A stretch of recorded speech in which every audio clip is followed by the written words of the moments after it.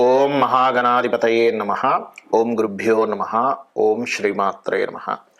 పరమేశ్వర స్వరూపమైనటువంటి జ్యోతిష, వాస్తు మరియు ఇతర అనేకమైనటువంటి శాస్త్రములను మనకు అందించినటువంటి మహర్షులకి నమస్కారం. హయగ్రీవ హయగ్రీవ హయగ్రీవేతి యో వదేత్తస్య నిస్సరతే వాణి జనుకన్యా ప్రవాహవత్.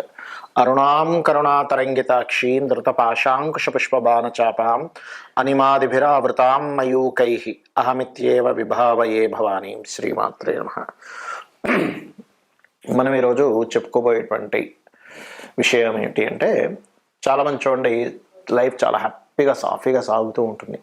ఉండగా కొన్ని కారణాల వల్ల గందరగోళంగా అయిపోతుంది జీవితం మొత్తము కూడా. చక్కగా నడుస్తున్న బిజినెస్ డౌన్ఫాల్ అయిపోవడము, లేకపోతే మంచిగా ఉన్నటువంటి జాబ్ కోల్పోవడము, చక్కగా ఉన్న ఆరోగ్యం దెబ్బతిండము, ఇట్లాంటివి ఏర్పడుతూ ఉంటాయి. ఆస్తులన్నీ ఏదో లిటిగేషన్స్లోకి వెళ్ళిపోవడం. దీనికి కారణం ఏమిటి? ఈ కారణము మనం ముందుగానే మనకి మహాదశానాథుడు కానీ ప్రకృతి కానీ హెచ్చరిస్తూ ఉంటుంది. అది ఏ మహాదశలు అంతర్దశలు వచ్చినప్పుడు ఏ లగ్నానికి ఎటువంటి ఫలితాలు, ఆ సమయంలో ఎటువంటి చిన్న పరిహార మార్గాలు, చిన్న మంత్రంతో చిన్న ధ్యానంతో ఎలా చేసుకోవాలి అనేటువంటి విషయాల్ని మనం ఒక్కొక్క లగ్నరీత్యా మనం ఇప్పుడు తెలుసుకుందాం. శాస్త్రంలో మనకి ఒక్కొక్క లగ్నానికి పాపులు శుభులని చెప్పబడ్డారు.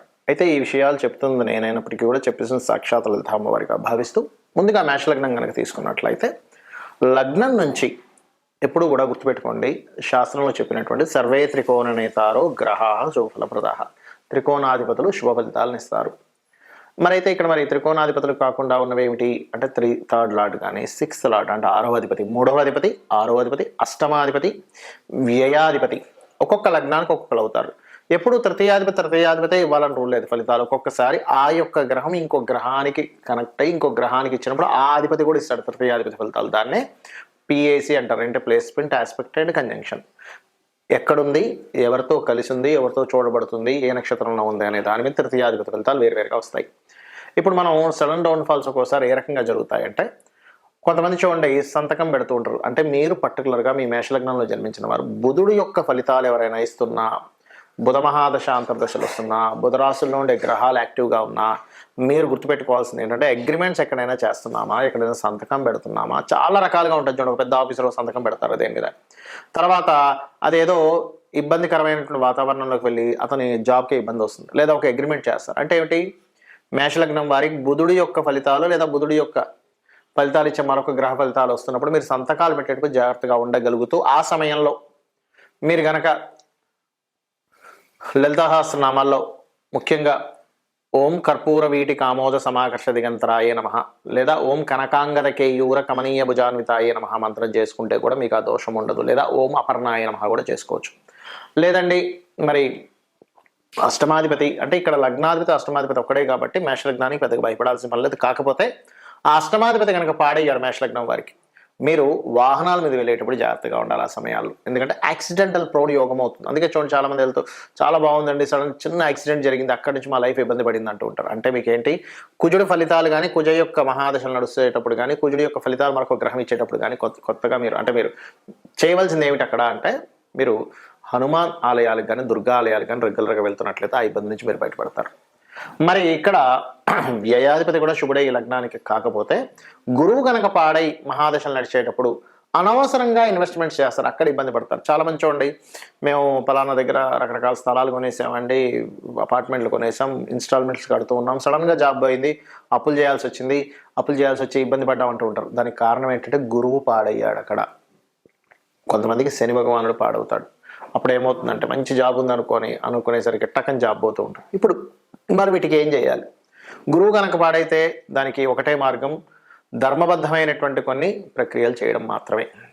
లేదంటే శని భగవానుడు స్పాయిల్ అవ్వడం వల్ల మాకు జాబ్ ఇబ్బంది అవుతుంది అనుకునేటువంటి వారు లలితా సహస్రనామాల్లో ఓం అనాకలిత సాదృశ్య చుబుక శ్రీ విరాజితాయ నమః అనే నామస్మరణ, గోవుకు బెల్లం తినిపించడం, లేదా జాబ్ పరంగా ఎక్కువ ఇబ్బంది వస్తుంది అనుకునేటువంటి వారు ఓం శ్రీమాత శ్రీ మహారాజ్ని శ్రీమత్ సింహాసనేశ్వరి నమః చేసుకోండి. ఖచ్చితంగా మీరు ఎటువంటి ఇబ్బంది పడకుండా బయటపడతారు. అదేవిధంగా మనకు ముందుగా సిమ్టమ్స్ తెలుస్తాయని చెప్పాను, అదేంటో కూడా నేను మీకు వివరిస్తాను. వీడియో ఎండింగ్ వరకు చూడండి. మనకు ముందుగానే ప్రకృతి ఒక్కొక్క సిమ్టమ్ని ఒక్కొక్క రూపంలో అందిస్తూ ఉంటుందండి. అదేమిటంటే అధికారుల నుంచి ఇబ్బంది రాబోతుంది అని అనుకున్నప్పుడు, లేదా గవర్నమెంట్ నుంచి ఇబ్బంది రాబోతుంది అన్నప్పుడు మనం చిన్న చిన్న విషయాల్లో అపకీర్తి వస్తూ ఉంటుంది. మనల్ని అవమానించడం జరుగుతూ ఉంటే మనం అర్థం చేసుకోవాలి, ఓహో ఎక్కడో సూర్యభగవానుడికి సంబంధించింది ఎక్కడో నా మహాదశల్లో అంతర్దశల్లో ఇబ్బంది కలగబోతుంది అనమాట అని వెంటనే సూర్య నమస్కారాలు చేసుకోవడము, ఓ మిత్రాయ నమః అనే నామస్మరణ చేస్తూ ఉండండి.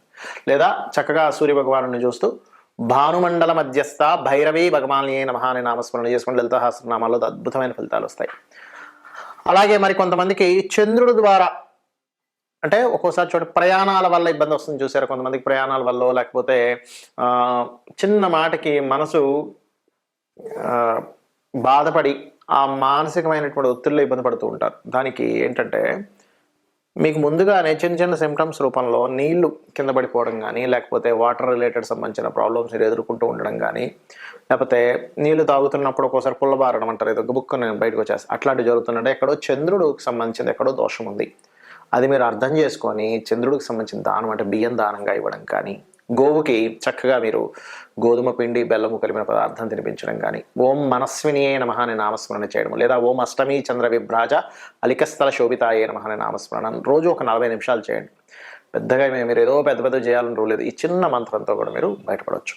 అదేవిధంగా మరి కొంతమందికి భూ సంబంధించిన వివాదాలు ఏర్పడి మంచి భూమి కొంటారు, అంటే వాళ్ళకి జాతకం తెలియదు కానీ ఓ భూమి కొని ఇబ్బంది పడుతూ ఉంటారు. అప్పుడు వారాహి అష్టోత్తరం చేయండి, వారాహి అమ్మవారి స్తోత్ర పఠనం చేయండి, ఖచ్చితంగా భూ వివాదాలు తొలగుతాయి. అదేవిధంగా మరి కొంతమందికి ప్రతి చిన్న విషయానికి మిస్కమ్యూనికేషన్స్ అవుతున్నాయంటే ఎక్కడో బుధుడు పాడయ్యాడు, బుధ సంబంధంగా మీకు ఏదో రాబోతుంది.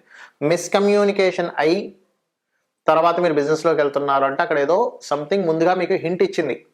ఈ యొక్క మిస్కమ్యూనికేషన్ మీకు రేపు పొద్దున్న వేరే దానికి దారి తీయబోతుంది అని. అప్పుడు మీరు చేయవలసింది ఏమిటంటే చాలా సింపుల్గా మీరు ఒకటే గుర్తుపెట్టుకోండి, మీరు చేయవలసింది ఎటువంటిది ఏదైతే బిజినెస్లో ఉన్నాయో ఆ విషయంలో జాగ్రత్త చూసుకోవాలి. మరియు లలితా సహస్రనామాల్లో ఓం ఇంద్రగోప పరిక్షిప్త స్మరతోనా భజంగికాయే నమః, అదేవిధంగా గోవుకి గోంగూర తినిపించడం చేయండి. ఖచ్చితంగా మీకుండేటువంటి బిజినెస్ చక్కగా అభివృద్ధిలోకి వస్తుంది. గురు సంబంధించిన దోషం మీ జన్మజాతకంలో ఎక్కడో ఇబ్బంది ఉందన్నప్పుడు మీరు గురువులతో కొన్ని మాటలు పడుతూ ఉంటారు, మీకు తెలియకుండా మీ పెద్దవాళ్ళతో గైడింగ్ వాళ్ళతో. అంటే అక్కడ ఏంటి, గురుగ్రహం ఎక్కడో పాడే మీకు ఆ దోషాన్ని ఇస్తుంది. అలాంటప్పుడు గోవుకి అరటికాయలు తినిపించడము, దత్తాత్రేయ మంత్రం జై గురుదత్త శ్రీ గురుదత్త చేసుకోవడం మంచిది.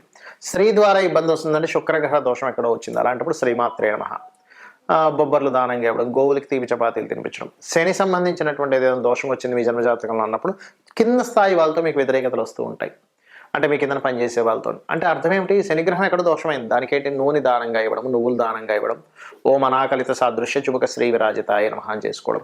రాహు అయితే దుర్గని, కేతు అయితే గణపతి ఆరాధన చేయాలి. ఈ రకంగా చేసినట్లయితే మీకు జన్మజాతకం లేకపోయినా మీరు ఎన్ని ఇబ్బందుల్లో ఉన్నా ఆ సిమ్టమ్స్ అర్థం చేసుకుంటూ మీరు ఈ రకంగా లలితాసహస్రనామాలు చేసుకున్నా, లేదా నిత్య దీపారాధన చేసుకున్నా, నిత్య దేవతారాధన చేసుకున్నా మీకు ఎటువంటి ఇబ్బంది ఉండదు.